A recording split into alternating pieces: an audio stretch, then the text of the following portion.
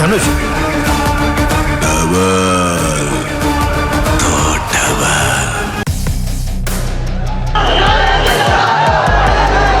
Hi hello ನಮಸ್ತೆ, ನಾನು ಸರೋಜಾ ಸುಮಂತ್. ಇವತ್ತು ದರ್ಶನ್ ಅಭಿಮಾನಿಗಳಿಗೆ ಹಬ್ಬ ಅಂತಾನೆ ಹೇಳಬಹುದು. ಇಷ್ಟು ದಿನದಿಂದ ಕಾತರದಿಂದ ಕಾಯ್ತಾ ಇದ್ದಂತಹ ಡೆವಿಲ್ ಸಿನಿಮಾ ಬೆಳಗ್ಗೆ 6 ಗಂಟೆಯಿಂದಾನೇ ತನ್ನ ಶೋಗಳನ್ನ ಆರಂಭಿಸಿತ್ತು. ಏನು ಕಳೆದ ಒಂದು ವಾರದಿಂದ ಕಟೌಟ್ಗಳನ್ನ ನಿಲ್ಲಿಸಿ, ಕಳೆದ ಒಂದು 2-3 ದಿನದಿಂದ ಹಾಲಿನ ಅಭಿಷೇಕ ಮಾಡಿ, ಹಾರಗಳನ್ನ ಹಾಕಿ, ದೇವ್ರ ಪೂಜೆ ಮಾಡಿ, ಪ್ರಾರ್ಥನೆಯನ್ನ ಮಾಡಿ, ನಮ್ಮ ಬಾಸ್ ಚೆನ್ನಾಗಿರ್ಲಿ, ನಮ್ಮ ಬಾಸ್ ಸಿನಿಮಾ ಓಡ್ಲಿ ಅಂತ ಏನು ಇಷ್ಟು ದಿನ ಪ್ರಾರ್ಥನೆ ಮಾಡ್ತಾ ಇದ್ರು, ಶ್ರಮ ಪಡ್ತಾ ಇದ್ರು, ಆ ಶ್ರಮಕ್ಕೆ ಇಂದು ಬೆಳಗ್ಗೆನೆ ಪ್ರತಿಫಲ ಸಿಕ್ಕಿದೆ. ಎಲ್ಲರೂ ಕೂಡ ಡೆವಿಲ್ ಸಿನಿಮಾವನ್ನ ನೋಡಿ ಸಂಭ್ರಮಿಸಿದ್ದಾರೆ. ಅದರ ಜೊತೆಗೆ ಮತ್ತೊಂದು ವಿಶೇಷ ಏನಂತ ಅಂದ್ರೆ, ಅಭಿಮಾನಿಗಳ ಜೊತೆಗೆ ದರ್ಶನ್ ಅವರ ಅನುಪಸ್ಥಿತಿಯಲ್ಲಿ ವಿಜಯಲಕ್ಷ್ಮಿ ಹಾಗೂ ಧನ್ವೀರ್ ಅವರು ಕೂತ್ಕೊಂಡು ಅಭಿಮಾನಿಗಳ ಸಂತಸದಲ್ಲಿ ಭಾಗಿಯಾಗಿದ್ದು, ಜೊತೆಗೆ ದಿನಕರ್ ಅವರು ಕೂಡ ಈ ಸಿನಿಮಾವನ್ನ ನೋಡಿ ದರ್ಶನ್ ಅವರ ನಟನೆ ಹಾಗೆ ಸಿನಿಮಾದ ಕಾನ್ಸೆಪ್ಟ್ ಬಗ್ಗೆ ಸಿಕ್ಕಾಪಟ್ಟೆ ಹಾಡಿಗೆ ಹೋಗಲಿದ್ದಾರೆ. ಇಲ್ಲಿ ಸಿನಿಮಾ ಹೇಗಿದೆ, ಡೆವಿಲ್ ಸಿನಿಮಾ ಇಷ್ಟು ದಿನದ ನಿರೀಕ್ಷೆಯನ್ನ ರೀಚ್ ಮಾಡ್ತಾ, ಡೆವಿಲ್ ಸಿನಿಮಾದ ಕತೆ ಏನು, ಡೆವಿಲ್ ಸಿನಿಮಾದಲ್ಲಿ ದರ್ಶನ್ ಅವರು ಯಾವ ರೀತಿ ಅಬ್ಬರಿಸಿದ್ದಾರೆ, ಇಷ್ಟೆಲ್ಲದಕ್ಕೂ ಈಗ ಉತ್ತರ ಸಿಗಲಿದೆ. ಇದನ್ನ ಈ ಚಾನೆಲ್ನ ಹೇಗೆ ನೋಡ್ತಾ ಇರಿ. ಹಾಗೆ ದರ್ಶನ್ ಸಿನಿಮಾ ಬಗ್ಗೆ ತಿಳ್ಕೊಳ್ಬೇಕು ಅಂದ್ರೆ ನಮ್ಮ ಚಾನೆಲ್ನ ಲೈಕ್ ಮಾಡಿ, ಸಬ್ಸ್ಕ್ರೈಬ್ ಮಾಡಿ, ಹಾಗೆ ಶೇರ್ ಮಾಡಿ. ಓಕೆ, ಹಾಗಾದ್ರೆ ದರ್ಶನ್ ಸಿನಿಮಾದ ಡೆವಿಲ್ ಸಿನಿಮಾ ಬಗ್ಗೆ ಬರೋಣ. ನಿಮ್ಗೆಲ್ಲ ಈಗ ಆಲ್ರೆಡಿ ಟ್ರೇಲರ್ ನಲ್ಲಿ ನಿಮಗೆ ಒಂದ್ ಸ್ವಲ್ಪ ಗೊತ್ತಾಗಿದೆ, ದರ್ಶನ್ ಅವರು ರಾಜಕಾರಣಿಯಾಗಿ ಇದರಲ್ಲಿ ಕಾಣಿಸ್ಕೊಳ್ತಾರೆ ಅಂತ. ಬರೀ ರಾಜಕಾರಣಿಯಾಗಿ ಅಲ್ಲ, CM ಆಗಿ ಕೂಡ ದರ್ಶನ್ ಅಬ್ಬರಿಸಿದ್ದಾರೆ. ಸೊ ಸಿನಿಮಾ ಹೇಗ್ ಸ್ಟಾರ್ಟ್ ಆಗುತ್ತೆ ಅಂತ ಅಂದ್ರೆ, ದರ್ಶನ್ ಅವರ ತಂದೆ ರಾಜಶೇಖರ್ ಅವರು ಒಬ್ಬ ಮುಖ್ಯಮಂತ್ರಿ ಆಗಿರ್ತಾರೆ. ಭ್ರಷ್ಟಾಚಾರಕ್ಕೆ ಸಿಲುಕಿ ತನ್ನ ಮುಖ್ಯಮಂತ್ರಿ ಸ್ಥಾನಕ್ಕೆ ರಾಜೀನಾಮೆಯನ್ನ ಕೊಡ್ಬೇಕಾಗುತ್ತೆ. ರಾಜೀನಾಮೆ ಕೊಟ್ಟಾದ್ಮೇಲೆ ತನ್ನ ಕುರ್ಚಿಯನ್ನ ಯಾರಿಗೆ ಬಿಟ್ಕೊಡ್ಬೇಕು, ಷಡ್ಯಂತ್ರ ಮಾಡಿದಂತ ತಂಗಿ ಮಕ್ಕಳಿಗ ಬಿಟ್ಕೊಡಕ್ ಚಾನ್ಸೇ ಇಲ್ಲ, ನನ್ನ ಮಗ ಮಾತ್ರ ಈ ಅಧಿಕಾರವನ್ನ ಪೂರೈಸಬೇಕು, ಅವನೇ ಅನುಭವಿಸ್ಬೇಕು ಅಂತ ತನ್ನ ಮಗನನ್ನ ಕಾಂಟ್ಯಾಕ್ಟ್ ಮಾಡ್ತಾರೆ. ತನ್ನ ಮಗ ಯಾರು? ಧನುಷ್ ಅಂತ. ಧನುಷ್ ಪಾತ್ರದಲ್ಲಿ ದರ್ಶನ್ ಅವರು ನಟನೆ ಮಾಡಿದ್ದಾರೆ. ಧನುಷ್ ಫಾರಿನ್ ನಲ್ಲಿ ಬೆಳೀತಾ ಇರ್ತಾರೆ. ಫಾರಿನ್ ನಲ್ಲಿ ಬೆಳೀತಾ ಇದ್ದಾರೆ ಅಂದಿದ ತಕ್ಷಣ ಒಳ್ಳೆ ಎಜುಕೇಶನ್ ತಗೊಂಡು ಅಥವಾ ಬೇರೆ ಏನೋ ಒಳ್ಳೆ ಯಾವ್ದಾದ್ರು ತರಬೇತಿಯನ್ನಂತೂ ಪಡಿತಾ ಇರಲ್ಲ. ಡೆವಿಲ್ ಆಗಿ ಫಾರಿನ್ ನಲ್ಲಿ ಎಂಜಾಯ್ ಮಾಡ್ತಾ ಇರ್ತಾರೆ. ಈ ಏನು ತನ್ನನ್ನ ಮೀರಿ ಅಂದ್ರೆ ಏನು ಕರ್ನಾಟಕದಲ್ಲಿ ದರ್ಶನ್ ಪಾತ್ರಧಾರಿ ಅಂದ್ರೆ ಧನುಷ್ನ ನಾವು ಬೆಳೆಸೋದಕ್ಕೆ ಆಗಲ್ಲ, ಈ ರೀತಿ ಮನುಷ್ಯ ಇದ್ರೆ ನನ್ನ ಪೊಲಿಟಿಕಲ್ ಕೆರಿಯರ್ಗೆ ಡ್ಯಾಮೇಜ್ ಅಂದ್ಕೊಂಡು ಕಾಣಬಾರದ ದೇಶಕ್ಕೆ ಕಳಿಸ್ಬಿಡೋಣ ಅಂದ್ಬಿಟ್ಟು ಏನು ಲಂಡನ್ಗೆ ಕಳಿಸಿ ಅಲ್ಲಿ ಸಾಕ್ತಾ ಇರ್ತಾರಲ್ಲ ಧನುಷು, ಅಲ್ಲಿ ಇದರ ಡಬ್ಬಲ್ಲು ಕೆಟ್ಟು ಹೋಗಿರ್ತಾರೆ. ಅಂದ್ರೆ ಯಾರನ್ನು ತನ್ನ ಎದುರಿಗೆ ನಿಂತವ್ರನ್ನ ಯಾರನ್ನು ಉಳಿಸಲ್ಲ. ಆ ಹೆಣ್ಣು ಬೇಕು ಅಂತಂದ್ರೆ ಬೇಕು, ಯಾರು ಆಪೋಸಿಟ್ ಮಾಡ್ತಾರೆ ಅವರು ಫಿನಿಶ್. ಈ ರೀತಿಯಾಗಿ ಬೆಳೆದಂಥವ್ರು ಧನುಷ್ ಅಲ್ಲಿ ಲಂಡನ್ ಅಲ್ಲಿ ತನ್ಗಿಟ್ಕೊಂಡಂತ ಹೆಸರು ಡೆವಿಲ್. ಹಾಗಾದ್ರೆ ಲಂಡನ್ ಅಲ್ಲಿ ಅಷ್ಟು ರಾಯಲ್ ಲೈಫ್ ಲೀಡ್ ಮಾಡ್ಕೊಂಡು ತನ್ಗೇನ್ ಬೇಕೋ ಅದನ್ನ ಪಡಿತಾ ಇದ್ದಂತಹ ಧನುಷ್ ಅಲಿಯಾಸ್ ಡೆವಿಲ್ ಕರ್ನಾಟಕಕ್ಕೆ ಬಂದು ಮುಖ್ಯಮಂತ್ರಿ ಸ್ಥಾನವನ್ನ ಅಲಂಕರಿಸ್ತಾರ? ಖಂಡಿತ ಇಲ್ಲ. ಸೊ ಇದಕ್ಕೆ ಏನಾದ್ರು ಪರಿಹಾರ ಬೇಕು ಅಂತ ಹುಡುಕೊಂಡು ಹೊರಟಾಗ ಕಂಡಿದ್ದೆ ಕೃಷ್ಣ. ಇಲ್ಲಿ ದರ್ಶನ್ ಅವರು 2 ಪಾತ್ರವನ್ನ ನಿಭಾಯಿಸಿದ್ದಾರೆ, ಒಂದು ಧನುಷ್ ಆಗಿ, ಇನ್ನೊಂದು ಕೃಷ್ಣ ಆಗಿ. ಕೃಷ್ಣನ ಪಾತ್ರದ ಬಗ್ಗೆ ಹೇಳ್ಬಿಡ್ತೀವಿ. ಧನುಷ್ ಪಾತ್ರವನ್ನ ನೀವು ಕೇಳಿದ್ರಿ. ಕೃಷ್ಣ ಒಂದು ಪುಟ್ಟ ಗಾಂಧಿನಗರದಲ್ಲಿ ಒಂದು ಪುಟ್ಟ ಹೋಟೆಲ್ ಇಟ್ಕೊಂಡಿರೋವಂಥದ್ದು, ದೊಡ್ಡ ಕನಸನ್ನ ಹೊತ್ತಿರ್ತಾರೆ, ತಾನು ನಟನಾಗ್ಬೇಕು ಅಂತ. ಈ ನಟನಾಗ್ಬೇಕು ಅನ್ನೋ ಹಾದಿನಲ್ಲಿ ಧನುಷ್ ಪಾತ್ರವನ್ನ ಮಾಡಿದ್ರೆ ನಿನ್ಗೊಂದು ದೊಡ್ಡ ಸಿನಿಮಾ ಕೊಡ್ತೀವಿ ಅಂತ ರಾಜಶೇಖರ್ ಕಡೆಯವರು ಹೇಳಿದಾಗ ಪಾಪ ಕೃಷ್ಣ ಒಪ್ಕೊಂಡು ಬಂದು ಧನುಷ್ ಪಾತ್ರವನ್ನ ಮಾಡೋದಕ್ಕೆ ಶುರು ಮಾಡ್ತಾರೆ. ಧನುಷ್ ಆಗಿ ಬದಲಾಗ್ತಾರೆ, ರಾಜಕಾರಣಿಯಾಗಿ ಹೇಗೆಲ್ಲ ಭಾಷಣ ಮಾಡಬೇಕು ಅದನ್ನ ಮಾಡ್ತಾರೆ. ತುಂಬಾ ಫೇಮಸ್ ಆಗೋಗುತ್ತೆ ಧನುಷ್ ಹೆಸರು ಇದ್ರೆ ಇಂಥ ರಾಜಕಾರಣಿ ಇರಬೇಕು ಅನ್ನೋ ಎಷ್ಟು ಫೇಮಸ್ ಆಗೋಗ್ತಾರೆ. ಆದ್ರೆ ಕೃಷ್ಣ ಆ ಪಾತ್ರವನ್ನ ನಿಭಾಯಿಸ್ತಾ ಇರ್ತಾರೆ. ಧನುಷ್ ಲಂಡನ್ ಅಲ್ಲಿ ಕೂತ್ಕೊಂಡು ಈ ಖ್ಯಾತಿಯನ್ನ ನೋಡಿದಾಗ ಎಲ್ಲ ಒಂದ್ ಸ್ವಲ್ಪ ಉರಿಯುತ್ತೆ. ಸೊ ಸೀದಾ ಫ್ಲೈಟ್ ಹತ್ತಿ ಕರ್ನಾಟಕಕ್ಕೆ ಬರ್ತಾರೆ. ಇಲ್ಲಿ ಇಬ್ಬರ ಮಧ್ಯೆ ಕ್ಲಾಶ್ ಆಗೋದಕ್ಕೆ ಶುರುವಾಗುತ್ತೆ.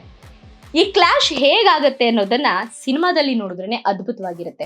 ಯಾಕಂತಂದ್ರೆ ಇಲ್ಲಿ ಕೃಷ್ಣ ಪ್ರೀತಿಸಿರೋಂಥ ಹುಡುಗಿ ಮೇಲೆ ಡೆವಿಲ್ ಕಣ್ ಬೀಳುತ್ತೆ. ಆ ಹುಡುಗಿನ ಕಾಪಾಡ್ಕೊಬೇಕು, ರಾಜ್ಯದ ಜನರನ್ನ ಕಾಪಾಡ್ಕೊಬೇಕು, CM ಕುರ್ಚಿನೂ ಬಿಟ್ಕೊಡೋಗಿಲ್ಲ. ಈ ಡೆವಿಲ್ ಮಧ್ಯೆ ಕೃಷ್ಣ ಹೇಗ್ ಬಚಾವಾಗ್ತಾರೆ ಅನ್ನೋದೇ ಒಂದು ಟ್ವಿಸ್ಟು. ಲಾಸ್ಟಿಗೆ ಮುಖ್ಯಮಂತ್ರಿ ಡೆವಿಲ್ ಹಾಕ್ತಾನ, ಕೃಷ್ಣ ಹಾಕ್ತಾನ.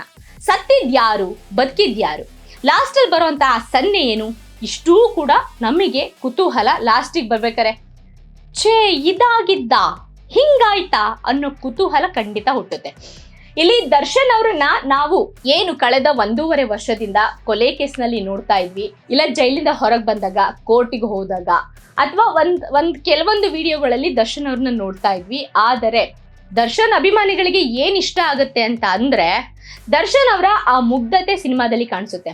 ಅಂದ್ರೆ ಏನ್ ಹಿಂದಿನ ಸಿನಿಮಾಗಳಲ್ಲಿ ಕಾಮಿಡಿ ಮಾಡ್ಕೊಂತ ಬಾಡಿ ಲ್ಯಾಂಗ್ವೇಜ್ ಅಲ್ಲಿನೇ ಒಂದು ಖುಷಿನ ಕ್ರಿಯೇಟ್ ಮಾಡ್ತಿದ್ರಲ್ಲ, ಆ ಖುಷಿ ಈ ಸಿನಿಮಾದಲ್ಲಿ ಸಿಗುತ್ತೆ.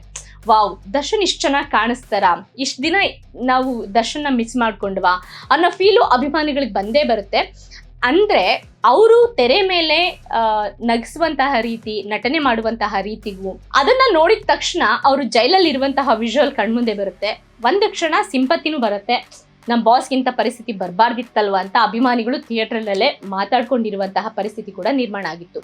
ಹೀಗೆ ಮತ್ತೆ ಈ ಸಿನಿಮಾದಲ್ಲಿ ಒಂದಷ್ಟು ಖುಷಿ ಕೊಡೋ ವಿಚಾರ ಏನು ಅಂತಂದ್ರೆ, ಅಣ್ಣವರ ಸಿನಿಮಾಗಳ ಹೆಸರು ರಾರಾಜಿಸಿದೆ. ಏನಂತಂದ್ರೆ ದರ್ಶನ್ ಅವ್ರನ್ನ ಈಗ ಆಲ್ರೆಡಿ ಕನ್ವರ್ಲಾಲ್ ವೇಷದಲ್ಲಿ ನಾವು ನೋಡಿದೀವಲ್ವಾ, ಆ ಡೆವಿಲ್ ಕನ್ವರ್ಲಾಲ್ ಕುತೂಹಲ ಇತ್ತು.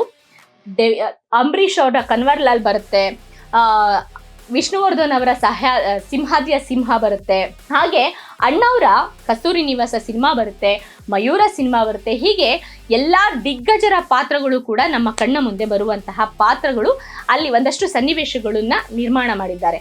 ಅದನ್ನ ತೆರೆ ಮೇಲೆ ನೋಡೋದಕ್ಕೇನೆ ತುಂಬಾ ಅದ್ಭುತವಾಗಿ ಇದೆ. ದರ್ಶನ್ ಅವರು 2 ಶೇಡ್ನಲ್ಲಿ ಕೂಡ ತುಂಬಾ ಅದ್ಭುತವಾಗಿ ನಟಿಸಿದ್ದಾರೆ. ಒಂದಷ್ಟು ಜನಕ್ಕೆ ಡೆವಿಲ್ ಪಾತ್ರ ಇಷ್ಟ ಆದ್ರೆ, ಇನ್ನೊಂದಷ್ಟು ಜನಕ್ಕೆ ತುಂಬಾ ಮುಗ್ಧವಾಗಿರುವಂತಹ, ಸಾಫ್ಟ್ ಆಗಿರುವಂತಹ, ತನ್ನದೇ ಕನಸನ್ನ ಒತ್ತುಕೊಂಡು ಬಂದಿರುವಂತಹ ಕೃಷ್ಣ ಇಷ್ಟ ಆಗ್ತಾನೆ. ಇನ್ನು ಬಹಳ ಹೊತ್ತು ಸ್ಕ್ರೀನ್ ನಲ್ಲಿ ಇರುವಂತಹದ್ದು ಅಚ್ಯುತ್ ಕುಮಾರ್, ಅಂದ್ರೆ ಮುಖ್ಯಮಂತ್ರಿಯ ಸಲಹೆಗಾರರಾಗಿ ಎಲ್ಲಾ ಪ್ಲಾನ್ ಅನ್ನು ಮಾಡುವಂತಹದ್ದು. ಕೃಷ್ಣನ್ ಕರ್ಕೊಂಬಂದು ಧನುಷ್ ಮಾಡೋದು, ಧನುಷ್ನ ಲಾಸ್ಟ್ ಅಲ್ಲಿ ಕೊಲೆ ಮಾಡೋದು, ಅಂದ್ರೆ ಸಾಯಿಸೋದಕ್ಕೆ ಹೇಗೆಲ್ಲ ಮಾಡಬಹುದು, ಅಥವಾ ರಾಜಕೀಯ ಚಾಣಾಕ್ಷತನ, ಅಂದ್ರೆ ರಾಜಕೀಯ ಚಾಣಾಕ್ಷನಾಗಿನೇ ಇಲ್ಲಿ ಕಾಣಿಸ್ಕೊಂಡಿದ್ದಾರೆ.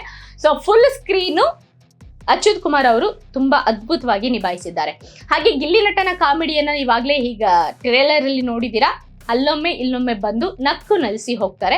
ಜೊತೆಗೆ ಹುಲಿ ಕಾರ್ತಿಕ್ ಅವರು ದರ್ಶನ್ ಜೊತೆಗೇನೆ ಸ್ಕ್ರೀನ್ ಶೇರ್, ಅಂದ್ರೆ ಕೃಷ್ಣನ್ ಪಾತ್ರ ಇದೆಯಲ್ಲ, ಆ ಕೃಷ್ಣನ್ ಪಾತ್ರದ ಜೊತೆಗೇನೆ ಸ್ಕ್ರೀನ್ ಶೇರ್ನ ಮಾಡ್ಕೊತಾರೆ. ಇನ್ನು ಹೊಸದಾಗಿ ಇದೇ ಫಸ್ಟ್ ಸಿನಿಮಾ ಮಾಡಿರುವಂತಹ ರಚನಾ ರೈ ಬ್ಯೂಟಿಫುಲ್ ಆಗಿ ಕಾಣಿಸ್ತಾರೆ. ಫಸ್ಟ್ ಸಿನಿಮಾ ಕೆಲವೊಂದು ಕಡೆ ಇನ್ನೋಸೆಂಟ್ ಆಗಿ ಕಾಣಿಸ್ತಾರೆ, ಕೆಲವೊಂದ್ಸಲಿ ಜಗಳಗಂಟಿ ಆಗ್ತಾರೆ, ಇನ್ನೊಬ್ಬ ವ್ಯಕ್ತಿ ಕೆಲವೊಂದ್ಸಲಿ ಮುಗ್ಧ ಪ್ರೇಮಿಯಾಗಿ ಕಾಣಿಸ್ಕೊಳ್ತಾರೆ. ಎಲ್ಲಾ ಶೇಡ್ನಲ್ಲೂ ಕೂಡ ಅದ್ಭುತವಾಗಿ ನಟಿಸಿದ್ದಾರೆ. ಒಬ್ಬೊಳ್ಳೆ ಹೀರೋಯಿನ್ ಸಿಕ್ಕೋದ್ರು ಅನ್ನೋದು ಈ ಸಿನಿಮಾ ಮೂಲಕ ಪ್ರೂವ್ ಆಗ್ತಾ ಇದೆ. ಒಟ್ಟಾರೆ ಸಾಂಗ್ಸ್ಗಳು ಕೂಡ ಅದ್ಭುತವಾಗಿದ್ದಾವೆ. ಥೈಲ್ಯಾಂಡ್ ಅಲ್ಲಿ ಕೂಡ ಸಿನಿಮಾ ಶೂಟ್ ಆಗಿದೆ, ಆ ಅದ್ಭುತ ಪ್ಲೇಸ್ ಅನ್ನ ಒಂದಷ್ಟು ತೋರಿಸ್ತಾರೆ. ಸೊ ಹೀಗೆ ಒಂದಷ್ಟು ಬಲ್ಕ್ ಆಗಿ ಮನರಂಜನೆಯ ಜೊತೆಗೆ ಮತ್ತೊಂದು ಹೇಳಲೇಬೇಕಾದಂತ ಅಂಶ, ಅಭಿಮಾನಿಗಳಿಗೆ ಏನ್ ಇಷ್ಟ ಆಯ್ತು ಅಂದ್ರೆ, ದರ್ಶನ್ ಅವರ ಫೈಟ್ ಅನ್ನ ತುಂಬಾನೇ ಮಿಸ್ ಮಾಡ್ಕೊಂಡಿದ್ರಲ್ವಾ, ಅವ್ರಿಗೆ ಬ್ಯಾಕ್ ಪೈನ್ ಇದೆ ಅಂತ ಎಲ್ಲರೂ ಕೂಡ ಬೇಜಾರು ಮಾಡ್ಕೊಂತಿದ್ರು. ಆದ್ರೆ ಆ ಬ್ಯಾಕ್ ಪೈನ್ ನಡುವೆಯೂ ಕೂಡ ದರ್ಶನ್ ಫೈಟ್ ಸಕ್ಕತ್ತಾಗಿ ಮಾಡಿದ್ದಾರೆ. ಆರಂಭದಲ್ಲಿ ಫಸ್ಟ್ ಹಾಫ್ ಅಲ್ಲಿ ಬರುವಂತಹ ಫೈಟ್ ಅಲ್ಲಂತೂ ಏನು ಅವರ ಮಾಸ್ ಸಿನಿಮಾಗಳಿಗೆ ಎಷ್ಟು ಜನ, ಅಂದ್ರೆ ಅವ್ರ ಮಾಸ್ ಆಕ್ಟಿಂಗಿಗೆ ಎಷ್ಟು ಜನ ಫ್ಯಾನ್ಸ್ ಇದ್ದಾರೆ, ಅವರೆಲ್ಲ ಎದ್ದು ಕುಣಿಬೇಕು ಆ ರೀತಿ 2 ಫೈಟ್ ಇದಾವೆ. ಆರಂಭದಲ್ಲೊಂದು, ಎಂಡಲ್ಲಿ ಇಬ್ರು ಕೂಡ, ಅಂದ್ರೆ ಧನುಷ್ ಮತ್ತೆ ಕೃಷ್ಣ ಇಬ್ರು ಎದುರು ಬದ್ರು ಆಗುವಂತಹ ಫೈಟ್ ಕೂಡ ಅದ್ಭುತವಾಗಿದೆ. ಫೈಟ್ ನೋಡ್ಬೋದು, ರೊಮ್ಯಾಂಟಿಕ್ ಸಾಂಗ್ ನೋಡ್ಬೋದು, ಲವ್ ನೋಡ್ಬೋದು. ಟೋಟಲಿ ಒಂದು ಇಡೀ ಕುಟುಂಬ ಕೂತು ಒಂದು ದರ್ಶನ್ ಸಿನಿಮಾವನ್ನ ಎಂಜಾಯ್ ಮಾಡಬಹುದು. ಡೆವಿಲ್ ಸಿನಿಮಾ ಅಬ್ಬರಿಸಿ ಬೊಬ್ಬಿರಿತಾ ಇದೆ. ಈ ಸಿನಿಮಾವನ್ನ ಥಿಯೇಟರ್ ಅಲ್ಲಿ ನೋಡಿದ್ರೇನೆ ಅದ್ಭುತ ಫೀಲ್ ಬರೋದಕ್ಕೆ ಸಾಧ್ಯ. ಇದಿಷ್ಟು ಡೆವಿಲ್ ಸಿನಿಮಾದ ಒಂದಷ್ಟು ವಿಚಾರ. ಇದೇ ರೀತಿಯ ವಿಚಾರಗಳಿಗಾಗಿ ನೋಡ್ತಾ ಇರಿ ಅರಗಿಣಿ ಸಿನಿ ಸುದ್ದಿ ಯೂಟ್ಯೂಬ್ ಚಾನಲ್. ನಮಸ್ಕಾರ.